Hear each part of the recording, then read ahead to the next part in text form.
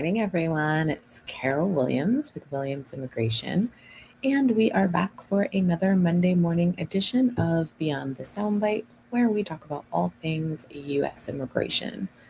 So, I like to dive right in, and the first thing I want to talk to y'all about this morning is the travel ban. The travel ban is still here, it's still around, it's still being enforced.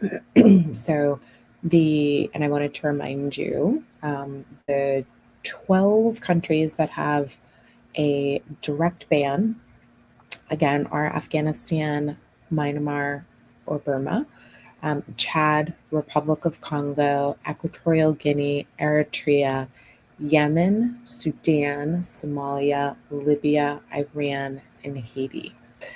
And then countries that have a partial ban and visa restrictions are Burundi, Cuba, Laos, Sierra Leone, Togo, Turkmenistan, and Venezuela. What we haven't really talked about a lot are the national interest exceptions. So you can still apply for a visa if you are from one of these countries, even if you were told there was a total ban, but you would be applying if you have a national interest exception. So Department of State, who oversees all the consulates, has said, sure, you can apply for that visa, and sure, you can ask for a national interest exception, but to be very clear, it's a high burden. They're probably not going to be handing out a lot of them, so just keep that in mind. But if you do think that there is and should be a national interest exception, then that is an avenue that you have if you are from one of the countries that is subject to the travel ban. So I wanted to remind people, one, what those travel ban countries are, as well as the fact that you can request a national interest exemption to the travel ban. So again, the travel ban went in place early last month, and so we will see how long it lasts, if there are other countries added. We'll kind of see. And it's a little bit of a shifting landscape. Next thing I wanted to talk to you all about this morning is TPS, which is temporary protected status for individuals who are from Honduras and Nicaragua. Last week before last, on July 7th, DHS announced that they were indeed terminating TPS for Honduras and Nicaragua, and that the effective date would be September 8th of this year. So it's an effective date of September 8th, 2025. There is a formal notice that has been published in the Federal Register that is a part of the process. So that process is moving forward. Not quite sure if there will be litigation surrounding this. But as of right now, their announcement was July 7th that TPS for Honduras and Nicaragua would end effective September 8th, 2025. I will keep you updated if I get any more information on that. And if you are currently employing someone that has employment authorization because of their TPS and they are from Nicaragua and Honduras, now is the time to have a conversation with them to figure out if there is a plan B in place for them to maintain work authorization through another visa category, if that is an option for them. And the next thing I want to talk to y'all about is birthright citizenship. That is still being discussed. That is still not off the table. The White House is still going as much as they can, going forward with that. A federal judge last week certified a nationwide class, which has to be done in order for a class action lawsuit to be brought. So a federal judge certified a nationwide class of U.S.-born children and issued essentially a preliminary injunction blocking that birthright executive order.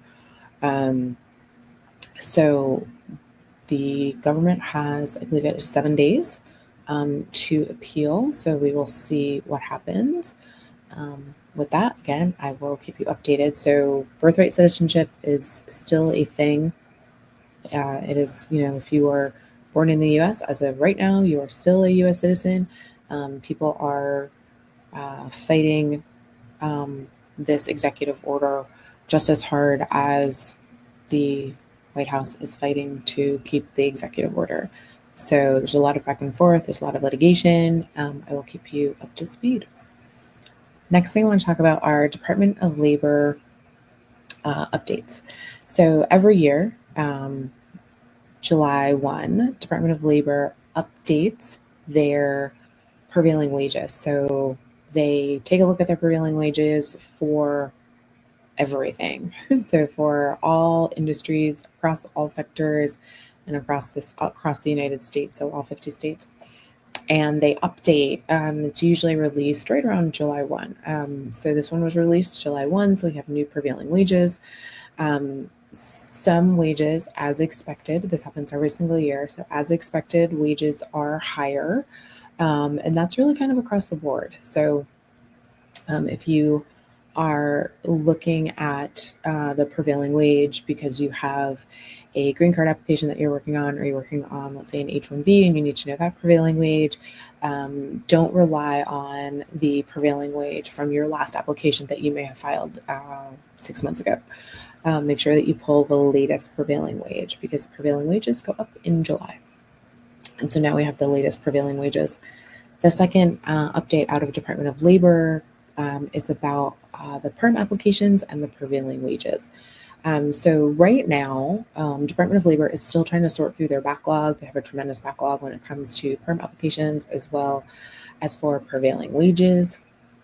And so for perms, they are really sort of asking spot questions. So they're issuing RFIs, which are requests for information. And it's really, if you get one of those, it's really about a specific issue versus a general audit where they look at sort of a whole sort of host of things about your perm application. If you get an RFI for your prevailing wage, again, it is about a really specific, very narrow issue. But as a reminder, perm RFIs, you are given 30 days to respond, and RFIs for prevailing wages, you're only given 7 days to respond. So the timelines are very tight to issue to respond to those questions. But again, they're generally not right now like the sort of the big overarching audit where they ask for everything in the kitchen sink. They're very, very targeted because they're trying to work through their backlog. So just keep that in mind. The perm RFI, we got 30 days, and the prevailing wage RFI, we only get 7 days to respond. And the last thing this morning that I want to talk to y'all about is a second lottery for the H-1B.